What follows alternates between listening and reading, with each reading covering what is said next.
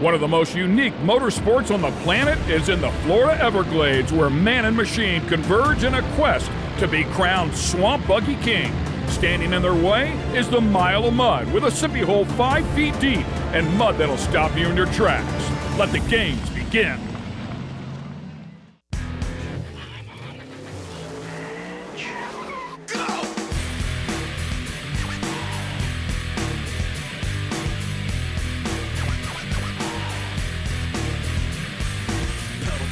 Got it tacked up, and if you get too close, you're getting cracked up. Stone cold when I roll, coming out of the hole. Get back, cause I'm out of control.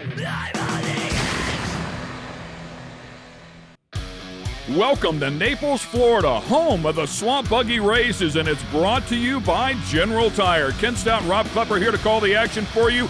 This sport is rich in history and has been going on for a long time. It's the wetlands down here, and they needed something to get around through the mud, so the Swamp Buggy was born. With more, let's go down to Chris Graham.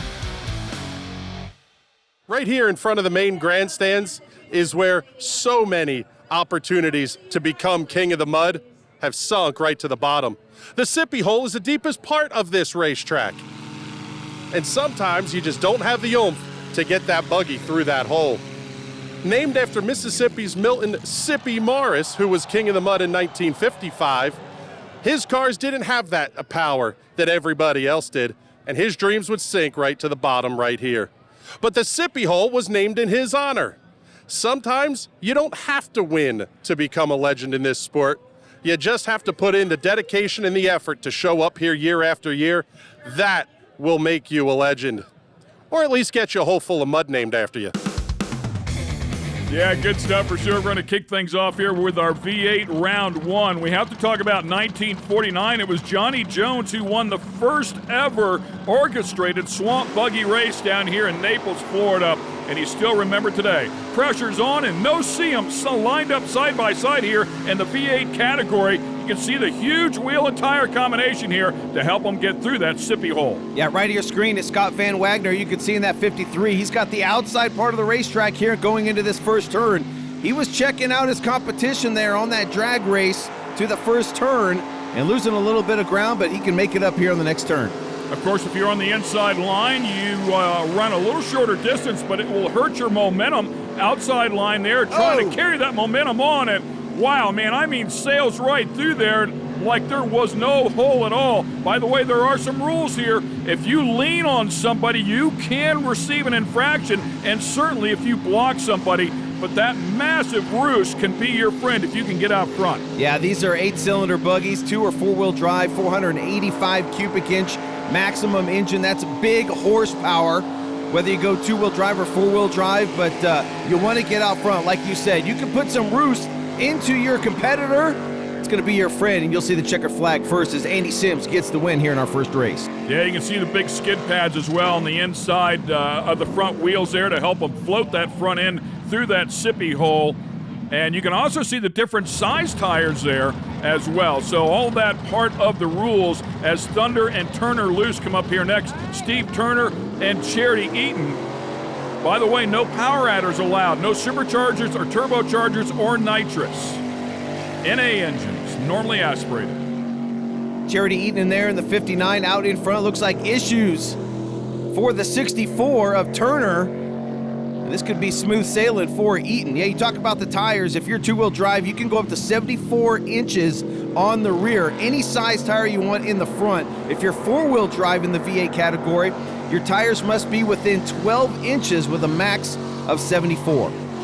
Plenty of suspension there as well. You can see the damper program is also important. I mean, this is legit racing, ladies and gentlemen. They come out here with a purpose. They want to win. This is prestigious down here in this part of the country. So don't think for a second that the technology has not worked its way into these vehicles. Take a look at the design of those front wheels and tires. You won't see it anywhere else in motorsports as that thing slices through the water. No hydroplating here, just cutting through. Nice little solid run here for Charity Eaton there in the rig called Thunder. You could see the water kind of calming down when there's just one rig out there, and those skid plates on the front, they can adjust those, and When you have a nice solid run like this, you can make some adjustments, really learn what your rig's going to like for the next race. Yeah, and the width of those skid plates is huge, much larger than the vehicle we saw before, so everybody going about it in their own way. Charity will cross the stripe first to pick up the win and move on into the next round. Let's go back and take a look at the replay, and you can see those skids hard at work right there. So a lot of racing yet to go down here in Naples, but we are off and running. Stay with us. We'll be back with more exciting action. Lucas Oil on the Edge is brought to you by Lucas Oil Products. Keep that engine alive. And by General Tire. For whatever you do, General Tire delivers. Welcome back to Naples. This is the V8 category. Pressure's on and bang bang. Dave Brewer out here alongside Andy Sims. Beautiful looking bang bang number 26. As you can see them sizing each other up, dropping the green. Who's going to get the whole shot? Looks like Sims is going to take it. And trouble now for the 26 rig. Yeah, that's Dave Brewer. Really struggled in that sippy hole off the starting line, which, by the way, is a little bit deeper than the one in the crossover. It is a full 5 feet. The back of that vehicle really got bogged down. However, Sims absolutely ripping through here. The 152, you can see Sims checking out, making sure he is all good. No goggles needed. When you are out front, pressure's on, making a nice little solo run here. Just make sure you keep the hammer down, fill out your rig, see if you need to make any adjustments. But it looks like smooth sailing for the 152. Dave Brewer back under power now. Unfortunately, right there at the start, something really happened there, and the back of it sinks down again. So for whatever reason, the back of that vehicle really struggling through the two sippy holes here on this course. They'll have to go to work on that one. I'm sure there's some technology that's available to the people that are very good and have been doing this for a long time out here that he'll be able to incorporate into the back of that vehicle. Sims making it look easy, man. Yeah, Andy Sims will cruise past the checkered flag. There it is, and he will get the win and move on. So nice solid run there for Pressure's On in the 152. So they hold this style of racing here a couple of times a year down here, but this is the only one that's held at night as Lady Liberty and Mo Power line up side by side. On board, right of your screen with Lori Johns and Lady Liberty. Really give you a good shot of what Lori sees when she's there, right to the inside part of this right-hander. Terry Palmer behind the wheel, the Mo Power, number 159 machine. And Lori getting it done. You can see out front, no roost to eat. However, take a look at him, man. He's still hanging on. Palmer out there trying to find a way around just outside of the roost. When you get on that outside part and you're feeling the roost, you need to really get your elbows up, find some power, kind of chop across that roost and try and diamond that corner to shoot to the inside, man. That's really your only shot. It's very difficult to drive around the outside of one of these buggies. Of course, as a lead car, you can get in trouble if you try to put two tires on the inside and get out of the water just a little bit, but Lori, clearly a veteran out here, getting it done easily. I love it. They make that right-hander right there, and it's so violent. They turn in so hard, it actually picks up the right front tire. Great stuff there as Lady Liberty and Lori Johns will cross the stripe first and move on into the next round. Another look at Lori here. Feeding Palmer a ton of roost, so Palmer has to go way wide. There's that inside tire coming up in the air. Amazing. With Lori John, she has 2 Bud Cups already to her name. Big win here in the quarterfinals. You're going to have a shot here moving on to the big feature all the way at the end of the night. Yes, we are, and we're the only ones with our team here still now, so there's a lot of pressure on just to do well when you're out here, but it's been a long day already, so we're all getting really tired, and we're kind of waiting for the end to come, but not too soon before we pull off a few more races, hopefully. That's big to have this. I mean, this crew went to work instantly as soon as you stopped. That's got to be a big boost for you as a driver. It is, because I don't have to do any of that. They do everything, and they make me look good out there. So I just have to drive it and do the right things there. So I have an awesome crew, and I'm so thankful for them. Thank you much, Lori. 2 more to go. Thank you, and thanks for coming out, guys. Lori John's the fastest V8 Sportsman driver in history here at the Mile of Mud, 56.58 back in 2015. Throwing it down as our next two competitors pull up here. Cowboy Logic, driven by Thomas Faust, and Your Mom by Tyler Edmonds. Looks like Tyler's going to get the run here off the starting line, sporting the purple lights in comparison to the green lights back there for Cowboy Logic, falling way off the pace here and struggling through that first part of the track there in that big sippy hole that's 5+ feet deep. Yeah, and we're seeing that from that lane, that left lane, if you will, as you look at him. Looks like the right lane a little bit better for a lot of these competitors in V8 Sportsman, but Your Mom, driven by Taylor Edwards, getting it done here in this race. Taylor definitely doing a nice job. You can see holding his line there through the first couple of turns, just in case Thomas was still on the inside, did not want to receive that crowding penalty. They can lean over on that competitor and put some roost in their face. If they lean too hard, they can actually get a penalty, and of course, if they block, they can also receive a disqualification. So hands up in the air, having a lot of fun on this one. Got this one tied up, guys. Going to the next round. Taylor Edmonds doing a nice job there behind the wheel of Your Mom. That's what it's all about. Out here having some fun at the Swamp Buggy Races. Does it get any better? Stay with us.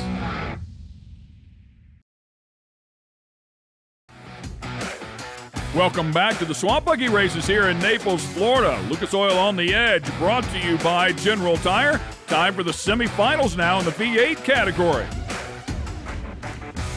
Time to go racing in the semis. Here is Thunder with Charity Eaton behind the wheel. Pressure's on Andy Sims, trying to get a bit of an advantage here, waiting for the green flag to drop.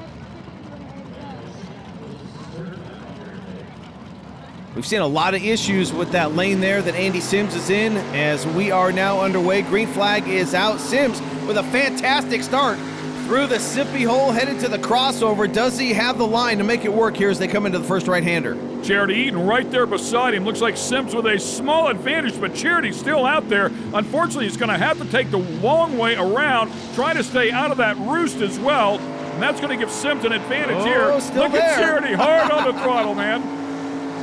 That's the key, man. If you can still see that buggy in front of you, you have a shot. Once you get buried in the roost, like right there, if you can't make a crossover move, it's going to be tough to take over the top spot. Yeah, no question. That inside lane is an advantage if you can get through that first hole. As you talked about before, everybody struggled through that first sippy hole there off the starting line, and I do believe that's an equalizer if you're on the outside lane. You're hoping that inside buggy will check up just a little bit and give you a little run if you're on that outside lane. However, Sims clearly has it figured out. The green light's glowing for Andy Sims as he will very easily get his win here in the semifinals as the checker flag comes out. Pressure's on, is moving on. It's a great race. He clearly had a couple of really good laps out here as we go to Lady Liberty. Lori Johns, once again, you talked about how solid she is. And, of course, Your Mom lined up alongside with Taylor Edmonds behind the wheel. Taylor on that inside lane. We'll see how Taylor does here in the beginning, and did a pretty decent job. And Lori's going to have an advantage in that outside lane. Does she pull over and chop down? She keeps outside, leaving plenty of room, sees no roost or competition, and now ducks down just about a half a lane, now down to the bottom. Yeah, it's really coming down to the hole shot, and Lori Johns got the hole shot. You can see already putting a big gap between herself and Your Mom. Hard on the right-hander there, really turning on that wheel. Turn right, turn right, turn right. But you could see the water right in front of her there, right of your screen. It's glass when you're out front. And it looks like Taylor Edmonds is making a run here to the inside, or at least trying to get to the inside. Certainly picked up the pace. I mean, hanging right there, just got off to a bit of a slow start. Lori taking advantage of that bottom lane. But you can see Taylor back there. I mean, now keeping pace, no question about it. Man, look at Lori sawing on that wheel, just trying to keep that thing straight. I can't believe how much input it took for her to turn down. I mean, it was like 2 full rotations of that steering wheel, and a gigantic steering wheel at that. I mean, keep in mind, as she does cross the stripe first, dealing in water. So you imagine the power steering mechanisms on these things must be incredible. We go to our V8 final. That's going to feature Lady Liberty and Pressure's On. Lori Johns and Andy Sims both have had great nights here. Sims, of course, in that green buggy once again. Oh, Sims with a big hold shot. Lori's going to have to go to work here, see if she can keep the inside lane. She's coming back, clearly has some power. Sims knows he has to get out front for this first right-hander or he could be dead in the water, and there he goes, crossover move, going to try and cut her off. It looks like she left just enough room, and she took advantage of the inside lane, kept her foot in the throttle, closed the gap, and took the lead. Still side by side, Sims not giving up. Heard a quick bobble out of one of them. It looked like Sims now kind of up out of the groove, if you will, and Johns now smooth sailing out in front of that 911 Lady Liberty. She's going to get it done here unless Sims has anything in the last few bit of this race. But Lori Johns doing what she does, and that is win races. Sims back there still on the throttle. Surprised he was not able to get down to that bottom lane, but clearly the rule infraction is devastating. You can be disqualified here if you lean down on that inside lane too much and take it away. Sims staying out in the outside lane, and unfortunately, we'll give the win up here to Lori Johns. Lori Johns once again performing to perfection. Yeah, here's a look at it one more time. As you can see off the start, man, they were side by side. It was a drag race into turn number one. Sims really able to hold on to that outside part of the racetrack for a little bit. Then here late in the race, just couldn't keep it up. So congratulations to Lori Johns for winning in the V8 category, but we're far from done. The Jeeps are up next. Lucas Oil on the Edge is brought to you by General Tire. For whatever you do, General Tire delivers. And by Lucas Oil Products. Keep that engine alive.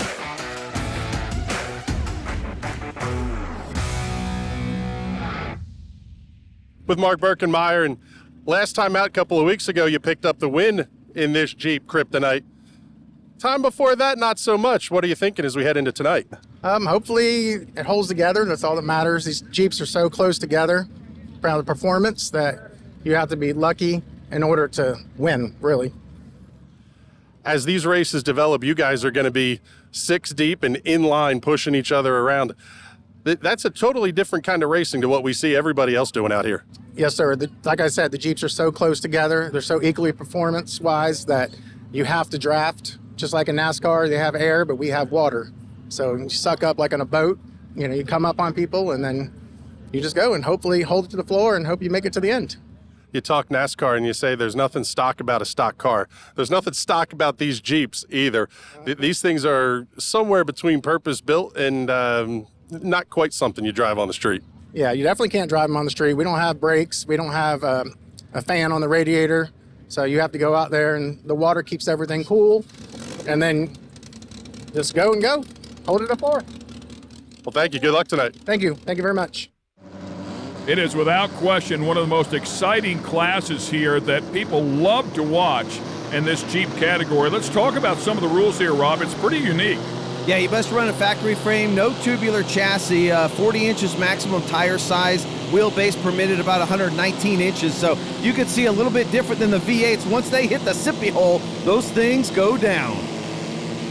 Lunatic Fringe, that is Todd Davis there in the number 108, pushing on the number 79, and that is part of that wake draft, if you will, because that is Birkenmeyer in the Kryptonite number 79 out in front. You can see some of the techniques that they use to get fresh air into that engine, sealing off that intake tube with the intake tube on top of the roll cage. Open face helmets, by the way. The rules are, I would say, fairly open on the Jeeps. They can run any type of fuel pump, steering box, any battery, any American Jeep steel body allowed. Optional items, shocks, traction bars, radiator, firewall, floorboards, tailgate, rear lights, take them all out. You can come out here to the Mile of Mud.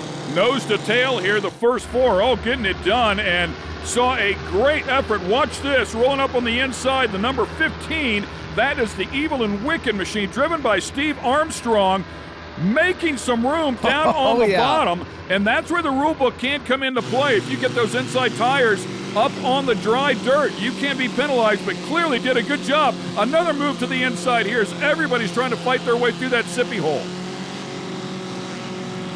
Great racing, man. The fans absolutely love it, and you can see why.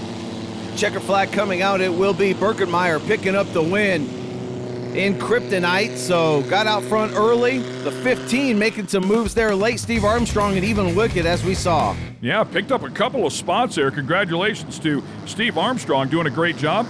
As we move on to the Jeep final, we should tell you we started off with 18 Jeeps in this category. Then, of course, it was cut down to 12, and now we have 9 in this final. And it looks like the 45 trying to pick up the early lead here. Grandpa's Dream, driven by Joshua Van Wagner.